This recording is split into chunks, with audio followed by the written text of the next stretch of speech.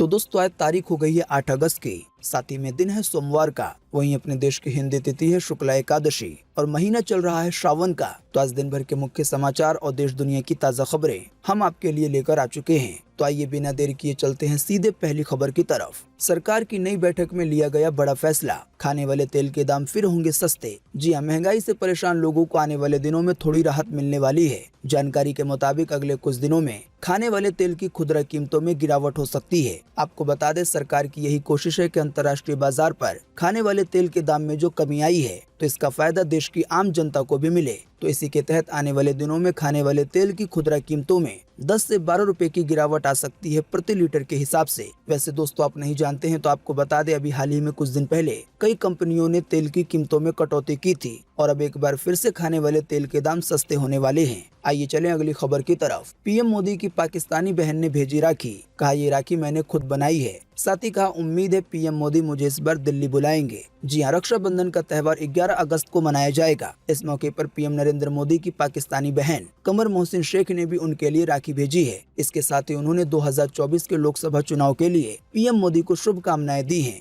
साथ ही कमर मोहसिन ने ये भी कहा कि इस बारे में कोई शक नहीं है कि नरेंद्र मोदी ही दोबारा भारत के प्रधानमंत्री बनेंगे। वैसे दोस्तों आप नहीं जानते हैं तो आपको बता दें कि कमर मोहसिन शेख 26 साल से लगातार हर साल पीएम मोदी को राखी भेजती हैं। अब दोस्तों आप में से कई लोग ये सोच रहे होंगे कि कमर मोहसिन शेख पीएम मोदी की बहन कैसे बनी। असल में 1995 में पीएम मोदी ने कमर मोहसिन शेख को अपनी मुंह बोली बहन माना था। तभी से यानी कि 1996 से लगातार मोहसिन शेख पीएम मोदी के लिए राखी भेजती हैं। आइए चलें अगली खबर की तरफ। इस दिन से शुरू होगा सलमान के बिग बॉस का नया सीजन। शो को लेकर आया है ताज़ा अपडेट। जी हां, बिग बॉस टेलीविजन पे सबसे पसंदीदा और सफल रियलिटी शो में से एक है। इसके अब तक 15 ब्लॉकबस्टर सीजन हो चुके हैं। जानकारी के मुताबिक अभी तक इसके सितंबर या अक्टूबर में शुरू होने की बातें कही जा रही थी, लेकिन अब इस शो के डेट को लेकर सस्पेंस का दौर खत्म हो चुका है। एक ताज़ा जानकारी आई है जिसमें ये बताया गया है कि दर्शक अपने फेवरेट शो और होस्ट सलमान खान को आने वाले 1 अक्टूबर से छोटे पर्दे पे देख सकेंगे। यानी कि बिग बॉस का 16वां सीजन आने वाले अक्टूबर के महीने में शुरू हो जाएगा। आइए चलें अगली खबर की तरफ। महाराष्ट्र और गुजरात में बिक रही हैं राजस्थान की बेटियां, ना बिकने पे दी जाती है रेप की सजा। आइए बताएं इस बारे में ज्यादा जानकारी। जी हां, भास्कर.com की तरफ से इस रिपोर्ट को साझा किया गया है। इसी में बताया गया है कि राजस्थान से लड़कियों को खुलेआम खरीदा बेचा जा रहा है। दूसरे राज्यों में बैठे ऐसे गैंग के सरगना अपने एजेंट के जरिए इस पूरे गोरख धंधे को चला रहे हैं। बताया गया है नाबालिग बच्चियों को गुजरात से लेकर महाराष्ट्र तक फैले सीक्रेट बाजारों में लाखों रुपए में बेचा जाता है। गुजरात से सटे 4 जिलों सिरोही, उदयपुर, बांसवाड़ा और डूंगरपुर की बच्चियां इन गैंग्स का सॉफ्ट टारगेट है। यहाँ के कई गांव की लड़कियों को किडनैप कर या नौकरी का लालच देकर दलाल अपने जाल में फंसा लेते हैं। कई महीनों तक बंधक बना के रखते हैं। जब तक खरीदार नहीं मिलता दलाल इनके साथ रेप तक करता है। लेकिन बच्चियों को टॉर्चर करने की असली कहानी डील के बाद शुरू होती है, यानी कि उनके बेचे जाने के बाद। इस जानकारी में बताया गया है कि खरीदने वाले दरिंदे दिन रात उन्हें अलग अलग मर्दों को सौंप देते हैं। अभी हाल ही में दैनिक भास्कर के रिपोर्टर ने ऐसी ही 2 लड़कियों से बात की है, जिन्हें हाल ही में राजस्थान पुलिस ने गुजरात जाकर दलालों के चुंगल से छुड़ाया। बताया गया है कि बच्चियों से बातचीत करने में जो सच सामने आया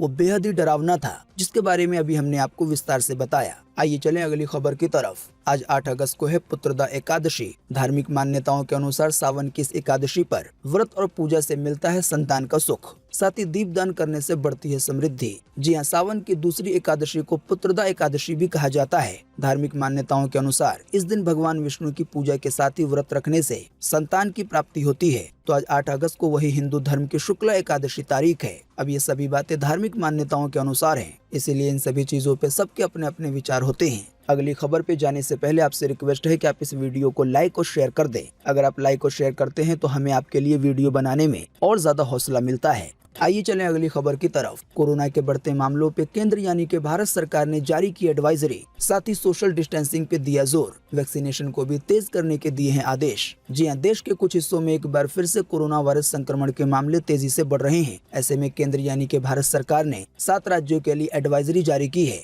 इन राज्यों को टेस्टिंग बढ़ाने और सोशल डिस्टेंसिंग जैसे जरूरी नियमों का पालन का निर्देश दिया गया है। साथ ही वैक्सीनेशन की रफ्तार भी तेज करने के लिए कहा गया है। ताज़ा जानकारी के मुताबिक केंद्रीय स्वास्थ्य सचिव राजेश भूषण ने दिल्ली, केरल, कर्नाटक, महाराष्ट्र, उड़ीसा, तमिलनाडु और तेलंगाना को एक लेटर लिखा है। असल में केंद्र सरकार की चिंता आने वाले त्योहारों को लेकर है, जिसमें कोरोना संक्रमण के फैलने की आशंका है और ये वो देश के 7 राज्य हैं जहां पे कोरोना के मामले पहले ही काफी तेजी से बढ़ रहे हैं। राजधानी दिल्ली में तो बीते 4 दिनों से रोजाना 2000 से ज्यादा नए मामले आ रहे हैं कोरोना वायरस के। वैसे दोस्तों आपको बता दें कि हमारे देश में तो फिर भी हालात काफी बेहतर हैं, लेकिन जो अपना पड़ोसी देश है चीन, वहाँ के कई हिस्सों में कोरोना के मामले बहुत तेजी से बढ़ रहे हैं। अभी हाल ही में बीते रविवार को वहाँ फिर से लॉकडाउन लगाया गया है। देखें इसकी ज्यादा जानकारी अगली खबर में। चीन में कोरोना ने दी फिर दस्तक, रिसोर्ट शहर में लगाया गया लॉकडाउन। 80,000 से ज्यादा टूरिस्ट फंसे, विदेशों से आने वाली सभी फ्लाइटें कर दी गई हैं रद्द। जी हां, चीन में कोरोना ने एक बार फिर से दस्तक दी है। जानकारी के मुताबिक चीन के रिसोर्ट शहर में 80,000 से ज्यादा टूरिस्ट फंस गए हैं, यानी कि जो लोग वहां पे घूमने के लिए गए हुए थे। दरअसल यहीं पे बीते रविवार को 483 कोरोना के मामले सामने आए, जिसके बाद पूरे शहर में लॉकडाउन लगा दिया गया। वैसे दोस्तों आपको बता दें, चाइना इन सब मामलों में थोड़ी जबरदस्ती भी करता है। साथ ही आपको बता दें, चीन का जो लॉकडाउन होता है तो वो भारत की तरह नहीं होता। जब वहाँ पे लॉकडाउन लगा दिया जाता है तो लोगों को बहुत परेशानी झेलनी पड़ती है। साथ ही जहाँ पे लॉकडाउन लगता है वहाँ के लोगों को कैद वाली जिंदगी गुजारनी पड़ती है। और आप सोच सकते हैं कि बीते रोज कोरोना के 483 मामले मिले और इतने ही मामले मिलने के बाद लॉकडाउन लगा दिया गया।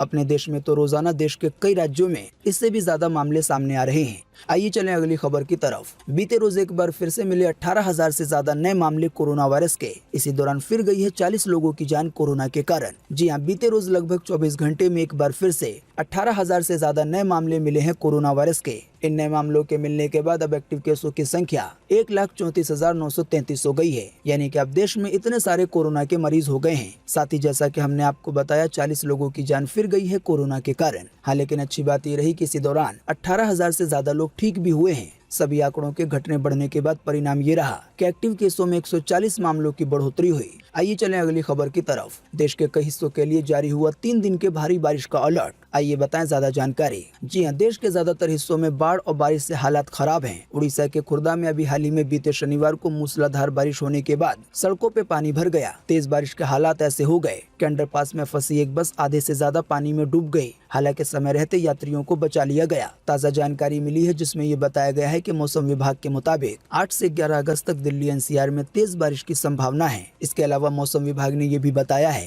कि 8 और 9 अगस्त को भारत के पश्चिमी हिस्सों में और मध्य हिस्सों में भारी बारिश के आसार हैं। जैसे कि राजस्थान के लिए आने वाले 4 दिनों के लिए भारी बारिश का अलर्ट जारी किया गया है। इसी तरह से छत्तीसगढ़ के भी कुछ हिस्सों के लिए आने वाले 72 घंटे में भारी बारिश होने की आशंका जताई गई है। छत्तीसगढ़ में तो कई जगह आसमानी बिजली गिरने की भी संभावना है। इसी तरह से गुजरात के भी कई हिस्सों के लिए आने वाले 5 दिन तक भारी बारिश की संभावना जताई गई है। अब दोस्तों ये तो अपडेट रहा आने वाले कुछ दिनों को लेकर, लेकिन आज 8 अगस्त 2022 को पूरे देश में कैसा रहेगा मौसम का हाल, देखें इसकी ज्यादा जानकारी अगली खबर में। मौसम विभाग ने जारी किया है मौसम का पूर्वानुमान। जी हाँ, मौसम विभाग के अनुसार अगले 24 घंटे के दौरान यानी कि आज 8 अगस्त को उड़ीसा में, छत्तीसगढ़ में, तेलंगाना के कुछ हिस्सों में, मध्य प्रदेश में, महाराष्ट्र में, साथ ही राजस्थान के कुछ हिस्सों में, गुजरात के कुछ हिस्सों में, इसके अलावा अंडमान निकोबार द्वीप समूह में, साथ ही तटीय कर्नाटक में हल्की से मध्यम बारिश के साथ कुछ स्थानों पर भारी बारिश की चेतावनी जारी की गई है। इसके अलावा भी केरल में, झारखंड के कुछ हिस्सों में, पश्चिम बंगाल में, पूर्व उत्तर भारत में, लक्षद्वीप में, आंतरिक कर्नाटक में, साथ ही में हिमाचल प्रदेश में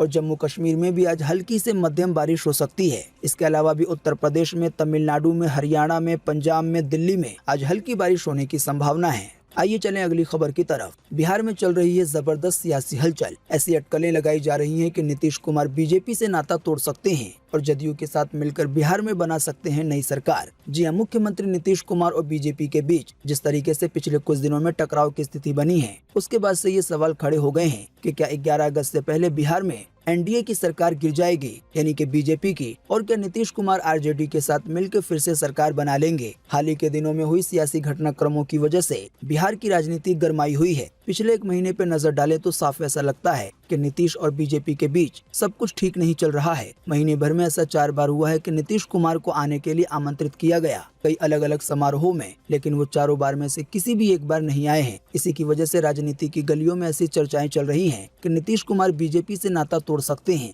और जो बिहार की एक और बड़ी पार्टी है आरजेडी, उसके साथ मिलकर सरकार बना सकते हैं। हालांकि इसी के साथ एक और खबर आई है कि नीतीश कुमार ने बीते कुछ दिनों में सोनिया गांधी से भी कई बार बातें की हैं। हालांकि बात किस मुद्दे पर की गई इसका खुलासा नहीं हुआ है, लेकिन इस बातचीत को भी इन्हीं सब मामलों से जोड़कर देखा जा रहा है। कुल मिलाकर बात यह है कि आने वाले दिनों में सियासत के मामले में बिहार में कुछ बड़े बदलाव देखने को मिल सकते हैं। आइए चलें अगली खबर की तरफ। चोरी के शक में युवक को कपड़े उतार कर पीटा, मां बोली धर्म जानने के लिए बेटे का अंडरवियर तक उतारा। पीड़ित युवक बार बार चिल्लाता रहा कि मैं हिंदू हूं। जी हां, मध्य प्रदेश के खरगोन में एक युवक की निर्ममता से पिटाई का मामला सामने आया है। जानकारी के मुताबिक यहां अनाज की बोरियों की चोरी के शक में 4 लोगों ने मिलकर युवक की बुरी तरह से पिटाई कर दी। उन्होंने पहले युवक के कपड़े उतरवाए और फिर उसे लाठी डंडों से पीटा। पीड़िता की मां का कहना है कि आरोपियों ने बेटे को मुस्लिम समझ के पीटा। धर्म जानने के लिए उन्होंने बेटे का अंडरवियर तक उतरवाया। इस मामले में वहां के एसपी धर्मवीर सिंह यादव ने बताया है कि बेरहमी से पिटाई का ये मामला 2 अगस्त का है, लेकिन इसका वीडियो अभी हाल ही में सामने आया है। जो वीडियो सामने आया है उसकी एक छोटी सी झलक आप भी देख सकते हैं अपनी स्क्रीन पर। 4 लोगों के खिलाफ केस दर्ज कर लिया गया है। हालांकि पुलिस ने धर्म के आधार पर पिटाई की बात से इनकार किया है। वैसे भी युवक बार बार चिल्ला रहा था कि मैं हिंदू हूँ, मैं हिंदू हूँ। आइए चलें अगली खबर की तरफ। रक्षाबंधन के बाद जन्माष्टमी भी रहेगी 2 दिन। पंचांग भेद होने से 11 और 12 अगस्त को मनाया जाएगा रक्षाबंधन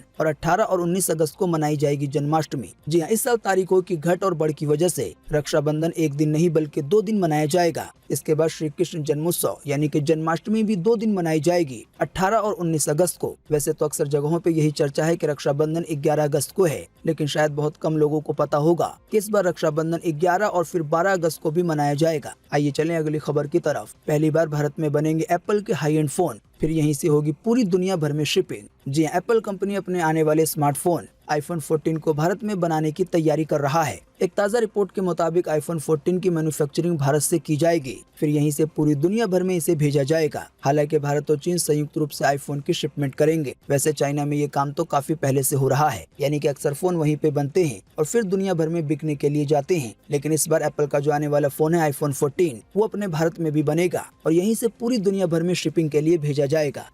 आइए चलें अगली खबर की तरफ। गलत ऑर्बिटर में चले गए दोनों सैटेलाइट, बीते रोज इसरो ने किए थे लॉन्च।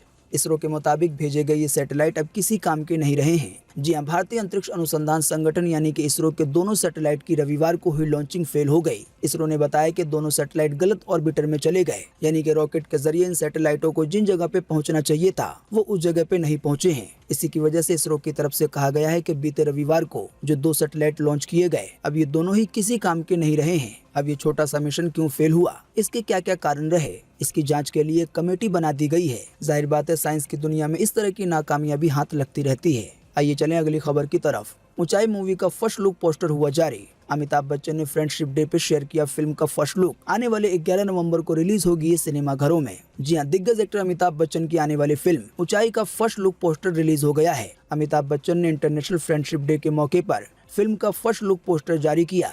इसी के साथ ये भी बता दिया कि ये ऊंचाई नाम की मूवी कौन सी तारीख को रिलीज होगी। तो अमिताभ बच्चन की तरफ से जो जानकारी बताई गई है उसके मुताबिक ऊंचाई नाम की ये जो मूवी है वो आने वाले 11 नवंबर 2022 को सिनेमा घरों में रिलीज होगी। ऐसी आशंका जताई गई है कि इस मूवी में अमिताभ बच्चन के अलावा आपको बमन ईरानी और अनुपम खेर देखने को मिलेंगे। मूवी के पोस्टर को देखने के बाद ऐसा लगता है कि ये पहाड़ वगैरह पे चढ़ने और एडवेंचर से जुड़ी कहानी है। दोस्तों, अगली खबर के बारे में बताने से पहले आपके लिए एक बड़ा सर्वे और एक बड़ा सवाल। अगर आप इसमें हिस्सा लेंगे और इसका जवाब देंगे तो इससे काफी कुछ पता चलेगा। दोस्तों, वीडियो को पूरा देखने के बाद आपको इसी वीडियो के नीचे कमेंट बॉक्स में कमेंट करके बताना है कि अपने देश में ज्यादा अच्छी पढ़ाई प्राइवेट स्कूलों में होती है या फिर सरकारी स्कूलों में। आपकी पर्सनल राय क्या है? वीडियो को देखने के बाद नीचे कमेंट बॉक्स में अपना जवाब जरूर लिखें। आपके दिए गए जवाबों से काफी कुछ पता चलता है। आइए चलें अगली खबर की तरफ। आमिर खान ने अलग अंदाज में किया लाल सिंह चड्ढा मूवी का प्रमोशन। इसी दौरान आमिर खान ने मिस्टर फैजू के साथ रिक्रिएट किया अंदाज अपना अपना का एक फनी सीन। जी हां, बॉलीवुड एक्टर आमिर खान ने हाल ही में अपने कॉमेडी फिल्म अंदाज अपना अपना मूवी से एक फनी सीन को रिक्रिएट किया है। आमिर ने इस सीन को टिकटॉक स्टार फैजू के साथ रिक्रिएट किया है। असल में आमिर खान अभी अपनी आने वाली फिल्म लाल सिंह चड्ढा को प्रमोट करने में जुटे हुए हैं। इसी की वजह से वो कई तरह की एक्टिविटी कर रहे हैं। मिस्टर फैजू के साथ जो वीडियो बनाया गया है उसकी एक छोटी सी झलक आप देख सकते हैं अपनी स्क्रीन पर। आइए चलें अगली खबर की तरफ। भारत को टेबल टेनिस में मिला एक और गोल्ड। महिला क्रिकेट टीम ने जीता सिल्वर। जी हां, कॉमनवेल्थ गेम्स का 10वां दिन भारत के लिए ऐतिहासिक रहा। क्रिकेट में भारतीय महिला की टीम ने सिल्वर मेडल जीता। हालांकि अगर ये महिला टीम मैच को जीत जाती तो फिर गोल्ड मेडल मिलने की आशंका थी, हालांकि इस मैच को जीता ऑस्ट्रेलिया ने, लेकिन फिर भी भारतीय क्रिकेट महिला को सिल्वर मेडल मिला। इसके अलावा बॉक्सिंग मुकाबले में निका जरीन ने गोल्ड मेडल जीता। इसी के साथ ही भारत की झोली में कुल 17 गोल्ड मेडल हो गए हैं। इसके अलावा अमित पंघाल ने भी इंग्लैंड के बॉक्सर को हराकर कॉमनवेल्थ गेम्स में अपना पहला गोल्ड मेडल जीता। आइए चले अगली खबर की तरफ। पटियाला सेंट्रल जेल से 19 मोबाइल हुए बरामद। फर्श और दीवार पे छेद बनाकर छुपा रखे थे। सिद्धू और दलेर मेहदी हैं यहीं पे बंद। जी हां, पटियाला सेंट्रल जेल से 19 मोबाइल बरामद हुए हैं। जानकारी के मुताबिक ये मोबाइल जेल की बैरक में फर्श और दीवार पे छेद बनाकर छुपाए गए थे। जेल अफसरों ने स्पेशल चेकिंग की, जिसमें ये बरामद हुए। खास बात यह है कि सभी मोबाइल कीपैड वाले हैं। जानकारी के मुताबिक अब इसकी जांच शुरू कर दी गई है। इन मोबाइलों को कौन इस्तेमाल कर रहा था और इनसे कहां और किससे बात हो रही थी, इन सभी चीजों का पता लगाया जाएगा। आपको बता दें कि पंजाब कांग्रेस नेता और पूर्व क्रिकेटर नवजोत सिंह सिद्धू और पंजाबी सिंगर दलेर मेहदी इसी जेल में बंद हैं। सिद्धू रोड रेस केस में 1 साल की कैद काट रहे हैं, वहीं दलेर मेहदी को मानव तस्करी केस में 3 साल की कैद हुई है। आइए चलें अगली खबर की तरफ। इस महीने अब तक 4 बैंकों ने बढ़ा दी लोन की ब्याज दरें। आरबीआई के रेपो रेट में इजाफा होने के बाद दिखा है ये बदलाव। जी, आप हमारे मुख्य समाचार रोजाना देखते होंगे तो आपको पता होगा कि अभी हाल ही में आरबीआई ने अपने रेपो रेट की दरों में बढ़ोतरी की। उसी के अगले दिन आईसीआई बैंक और फिर पंजाब नेशनल बैंक ने लोन की ब्याज दरों में बढ़ोतरी कर दी। हालांकि अब ताज़ा जानकारी के मुताबिक आईसीआई और पंजाब नेशनल बैंक के बाद बैंक ऑफ बड़ौदा और केनरा बैंक ने भी लोन की ब्याज दरों में बढ़ोतरी की है। ज्यादा जानकारी के लिए आप अपने होम ब्रांच जा सकते हैं या इन बैंकों के कस्टमर केयर पे ज्यादा जानकारी प्राप्त कर सकते हैं। तो दोस्तों, आज 8 अगस्त 2022 की यही मुख्य समाचार और बड़ी खबरें थी। उम्मीद करते हैं इससे आपको काफी कुछ जानकारी मिली होगी। हम बस इसके बदले में आपसे इतना ही चाहते हैं कि आप इस वीडियो को लाइक कर दें और शेयर कर दें, क्योंकि आपका लाइक और शेयर करना ही होता है हमारी मेहनत का फल। वीडियो देखने के लिए आपका बहुत बहुत धन्यवाद। Thanks for watching.